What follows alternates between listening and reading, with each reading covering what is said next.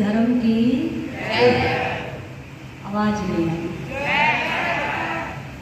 ऐसे बोली भारत माता की, बोलिए मर्यादा पुरुषोत्तम श्री रामचंद्र महाराज की। आप इधर से आवाज कम आ रही है। बोलिए योगी राज श्री कृष्णचंद्र महाराज की।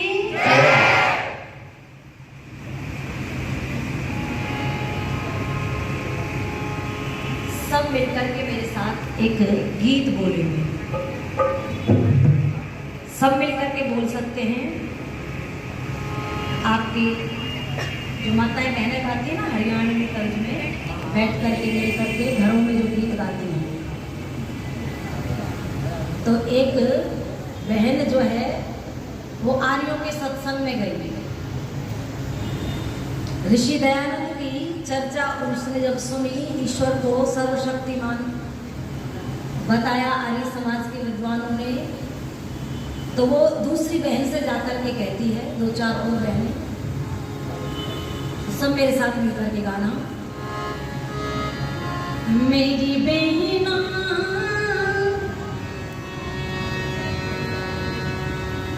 कर में एक डंडा लाया, मेरी बहना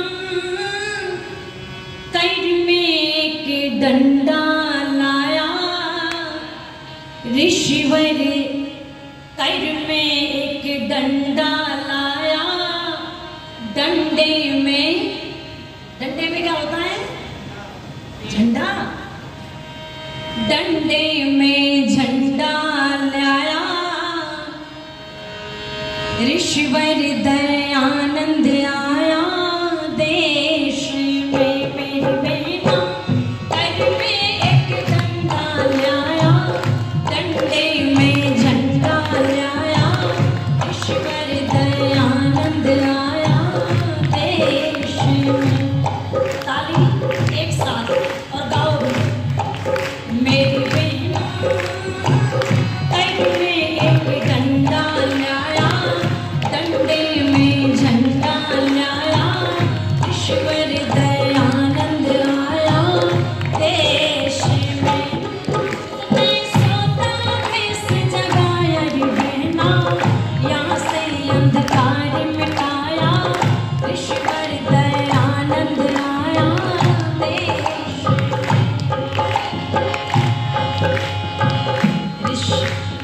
ईश्वर ने बतलाया हमको, ईश्वर घट घट वासी, ईश्वर ने बतलाया हमको, ईश्वर घट घट वासी, हरिद्वार मथुरा वृंदावन क्यों कर रहे तलाशी, हरिद्वार मथुरा वृंदावन क्यों कर रहे तलाशी, जन्म मरण से अलग प्रभु बतलाए आनंद राशि, जन्म मरण से अलग प्रभु बतलाए आनंद राशि, झूठे पंत संत की साखी बात वे खाशी बहना, दुनिया का चक्र लगाया, वेदों का नाद बजाया, ईश्वर दयानंद आया,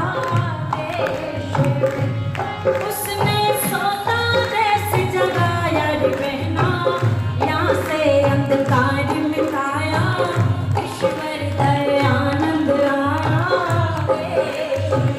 मेरी बहना कर में एक डंडा लाया, डंडे में झंडा लाया, ईश्वर दयानंद आया। आप सबकी आवाज आनी चाहिए। कर में एक डंडा लाया, डंडे में झंडा लाया, ईश्वर दयानंद आया, देश में। उसने सोता देश जगाया रे बहना, यहाँ से अंधकार मिटाया, ईश्वर दयानंद आया, इसी से पहले लड़की यहाँ पर नहीं पढ़ाई जाती, ऋषि से पहले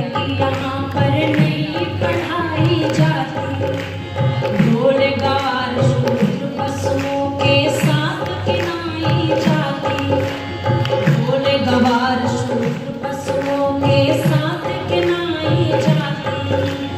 चौपालों पर कुत्ते बिल्ली चढ़े न ये चढ़ पाती। चौपालों पर कुत्ते बिल्ली चढ़े न ये चढ़ पाती। पैर की जूती बतलाते थे ये कितने कुल गाती। पैर की जूती बतलाते थे ये कितने कुल गाती। बहना गुरुकुल में इन्हें पढ़ाया, वेदों का लेख लिखाया, ईश्वर दयानंद आया। बहना गुरुकुल में तुम्हें पढ़ाया, वेदों का लेख लिखाया, ईश्वर दयानंद आया। बहना सोता ऐसे जगाया उसने, यहाँ से अंधकार मिटाया, ईश्वर दयानंद आया।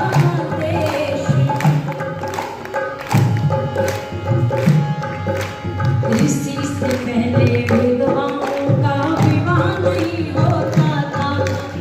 ऋषि से पहले विधवाओं का विवाह नहीं होता था। विदुर करें थे विवाह अनेकों, प्रभु से नहीं डरे।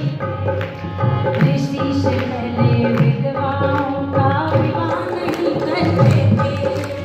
ऋषि से पहले विधवाओं का विवाह नहीं करते थे। विदुर करें थे विवाह अनेकों, प्रभु से नहीं डरे थे। विदुर करें थे विवाह अनेकों, प्रभु से नहीं डरे थे। सो अवसर पर आ जाती तो इनसे खूब लड़े थे। शुभ अवसर पर आ जाती तो इनसे खूब लड़े थे। इसी के कारण भारतवासी निस्दिन दुख भरे थे। इसी के कारण भारतवासी निस्दिन दुख भरे थे। बहना विधवा का विवाह रचाया, विधवा का विवाह रचाया, आदर के योग्य बनाया, ईश्वर दयानंद आया।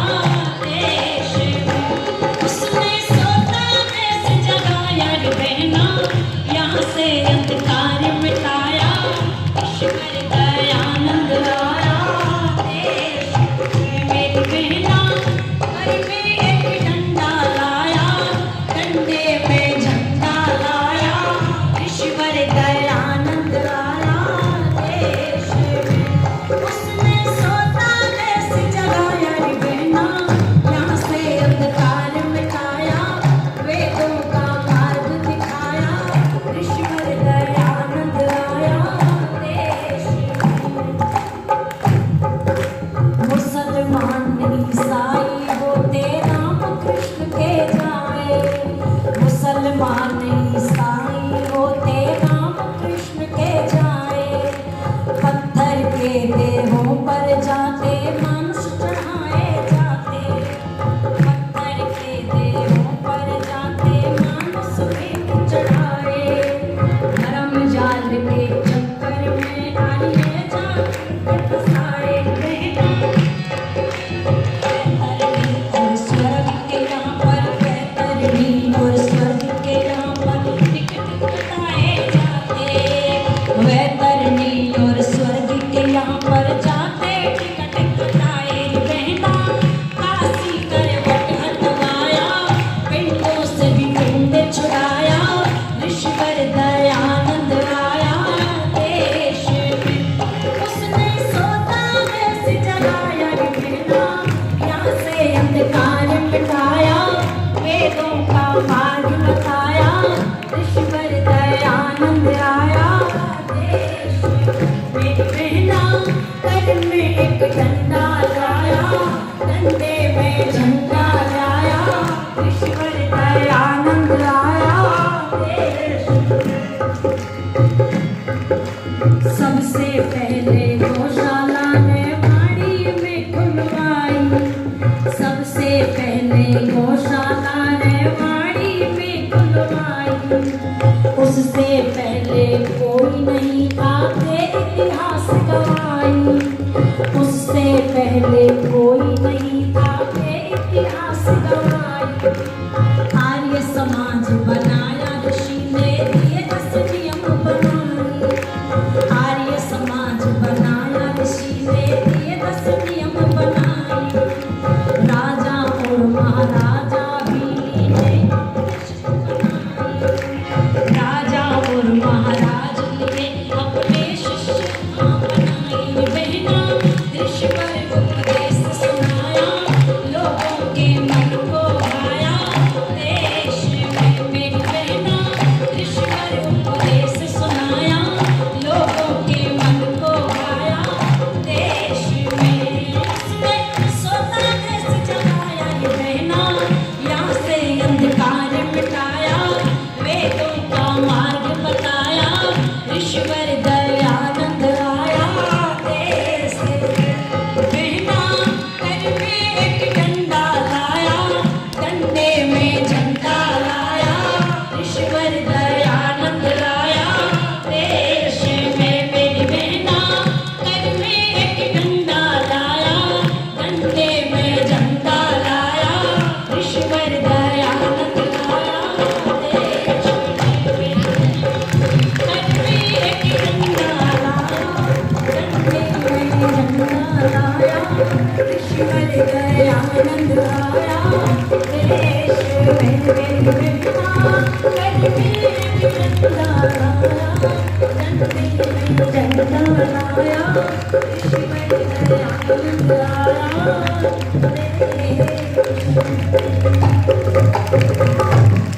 बोलिए महर्षि दयानंद सरस्वती की। मंच पर विराजमान बड़े ही सम्माननीय आदरणीय स्वामी रामानंद जी इस पवित्र आर्य समाज में ब्रह्मचारी के लाभ में जिन्होंने बहुत सुंदर यज्ञ प्रातःकाल कराया। आदरणीय श्री कर्मवीर शास्त्री जी, जिनके बहुत सुंदर विचार हम सब ने मिलकर के सुने। पानीपत से हमारे मध्य में आचार्य सुश्रुत शाम श्रमी जी, बहन तनु आर्या जी, हमारा पूरा उपदेशक परिवार, इस पवित्र आर्य समाज के संरक्षक चौधरी बद्रूराम आर्य, गोपीचंद आर्य जी, प्रधान श्री चौधरी हरि सिंह सैनी जी, कार्यकारिणी प्रधान श्री देवेंद्र सैनी जी, मंत्री श्री नरेंद्र पाल निगलानी जी, कोषाध्यक्ष आदरणीय श्री सत्य प्रकाश गोयल जी, आदरणीय श्री दलवीर आर्य जी, महावीर जिला डॉक्टर कृष्णलाल जी, श्री सत्येंद्र रावल जी, राधेश्याम आर्य जी, बलराम आर्य जी, नंदलाल चोपड़ा जी, रमेश गांधी जी, सभी इस आर्य समाज के अधिकारी कार्यकर्ता, दूरदराज निकटवर्ती आर्य समाजों से पधारे हुए सभी आर्य बंधु, पूजनीय वंदनीय मातृशक्ति, विद्यालय प्रांगण से उपस्थित हुए सभी यहाँ बालक और बालिकाएं, भाई बहन,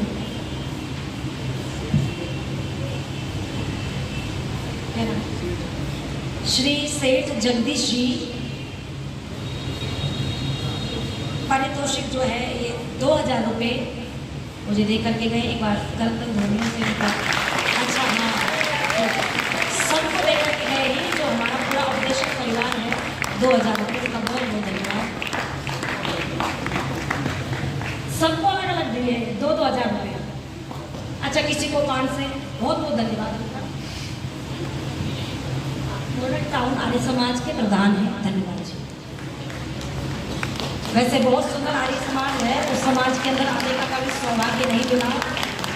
यहाँ तो मतलब चौथी या तीसरी बार आने का सौभाग्य प्राप्त हुआ। आइए थोड़े से विचार आपके मध्य में रखने का प्रयास करती हूँ समय के अंतर्गत। स्वामी दयानंद सरस्वती का पूरा जीवन संघर्ष का जीवन था। स्वामी दयानंद से प्रभावित व्यक्ति भी हुआ। ये अलग बात है कि वो वैदिक धर्मी ना बना, किंतु ऋषि दयानंद को कोई एक बार सुन लेता था या पढ़ लेता था तो जीवन बदल जाता था। स्वामी विवेकानंद जी हुए, उनकी जीवनी लिखी है ज्ञानानंद। उन्होंने वेदांत दर्शन भी पढ़ा। ये अलग बात है कि वो वैदिक धर्मी नहीं बने। कहते मात्र 14-15 वर्ष की आयु थी, उनके पिताजी प्रतिदिन मंदिर जाया करते थे। वह बेटा कहता है, पिताजी आप प्रतिदिन मंदिर क्यों जाते हैं, कौन है वहां? पिताजी कहते हैं वहां देवता है, देवता। कैसा लगता है पिताजी आपको मंदिर? बोले वो तो स्वर्ग जैसा स्थान है। और ये घर? बोले घर तो नरक है, नरक। बेटा कहता है, पिताजी फिर तो आप बड़े दुर्भाग्यशाली हो, प्रतिदिन आप स्वर्ग जैसे वातावरण मंदिर में जाते हो और फिर लौट करके इस नरक में आ जाते, तो आपसे बड़ा दुर्भाग्यशाली तो कोई है ही नहीं। कहते हैं पिताजी ने बालक के गाल पर थप्पड़ मारा और ये कहा कि तू खुद तो मंदिर जाता नहीं, मुझे उपदेश देता है। तो वो बालक कहता है, पिताजी जिस दिन मुझे ये पता चल गया कि इस संसार के अंदर माता पिता से भी बढ़कर के कोई देवी और देवता हैं और घर से बढ़कर के अन्यत्र कहीं स्वर्ग जैसा वातावरण है, तो फिर मैं लौट करके इस घर में नहीं आऊंगा। ये प्रभाव किसका था बहनों? ये प्रभाव स्वामी दयानंद सरस्वती का था।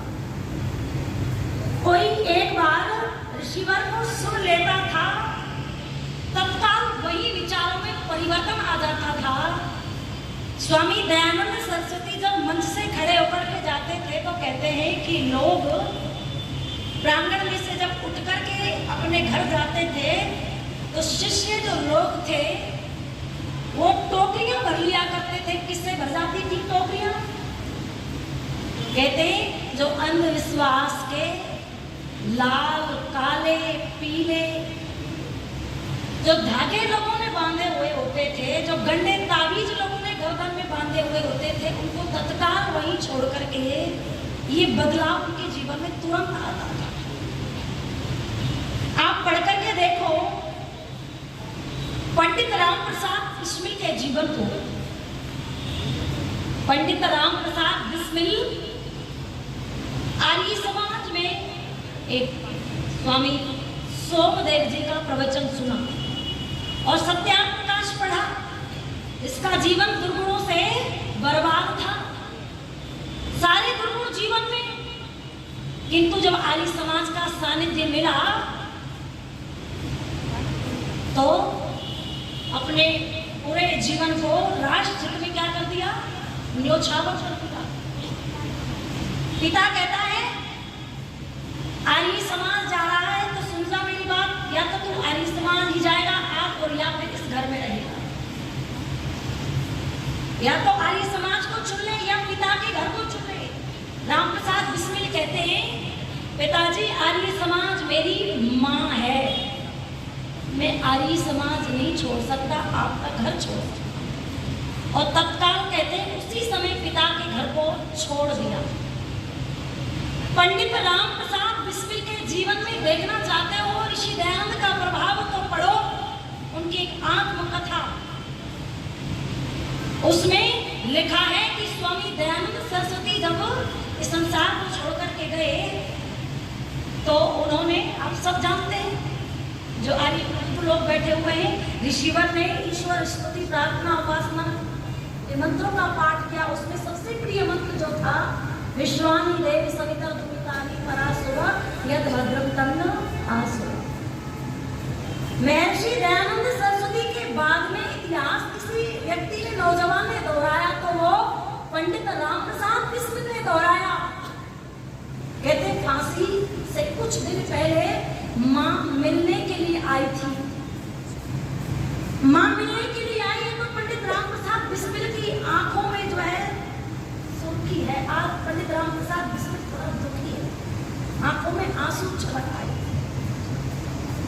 माँ कहती है बेटा तो बड़ा बहादुर, राष्ट्र के लिए तो अपने प्राणों की बाजी देने जा रहा है, तुझे मैं यूं रोता हुआ देख रही हूँ तो मुझे अच्छा सा नहीं लगा। कहीं ऐसा तो नहीं है फांसी के डर से तू डर रहा है? रामप्रसाद बिस्मिल कहता है माँ तू जैसा सोच रही ना वैसा नहीं है। मेरी आंखों में आंसू इसलिए आए हैं कि मैं देश धर्म जाति के लिए तुमने प्राणों की बाजी लगा करके जा रहा हूं, किंतु तू भी तो मेरी माँ है, जैसे राष्ट्र माँ होती है, धरती माँ है, इसकी सेवा के लिए तुम्हें अपने प्राणों की बाजी लगाने के लिए तैयार हूं, किंतु माँ मैंने तेरी सेवा में की। देखो माँ तो माँ होती है। कहते हैं जब घर आता है ना व्यक्ति काम करके पूरे दिन थक करके, तो लोग कहते हैं कि पत्नी जेब देखती है और माँ पेट देखती है।